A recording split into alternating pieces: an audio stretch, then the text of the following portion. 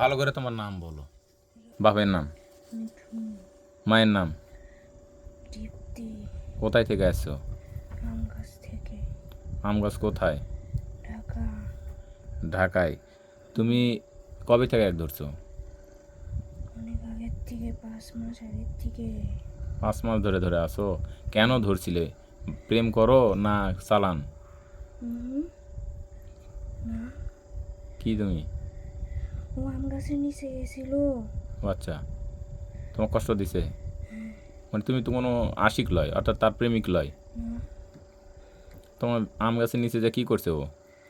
ওই জায়গা ওর বাইরে গরু বস্তু দিয়েছিল, ভুল জায়গায় দিয়ে দিছে। ও আচ্ছা, ওর ভাই নিয়ে গেছিল, ওই না, কারণে তুমি এক ধরিছ? একটা কবিরাজ। ও কবিরাজ নিয়ে গেছিল। ও আচ্ছা আচ্ছা। তোমার ধর্ম? হিন্দু। হিন্দু। আচ্ছা, তোমার হিন্দু ধর্মের মধ্যে এরকম আছে যে কাউকে কষ্ট দেওয়া জায়েজ? না, তাহলে তুমি একজন মুসলমান নারীর শরীরে উঠে তা কষ্ট দিচ্ছ, এটা তোমার জন্য ঠিক হচ্ছে? তাহলে তুমি এই কষ্টটা কেন দিচ্ছ? অন্যায় কাজ কেন করতেছো? আমি গরু বস্তু সহ্য হচ্ছে না, ও আমার কাছে আরো বেশি গরু বস্তু নিয়ে আসে।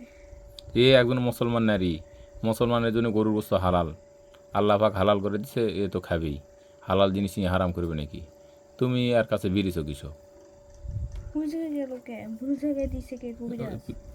ভুল জায়গা কবিরাজ? কবিরাজ বাংলাদেশের মাটি, ওই মাটি কি তোমার জায়গা কি না? আমি এই জায়গায় থাকি না। তুমি থাকো, তুমি থাকতেই পারো, কিন্তু ওই জায়গা কি তোমার বাপের কি না?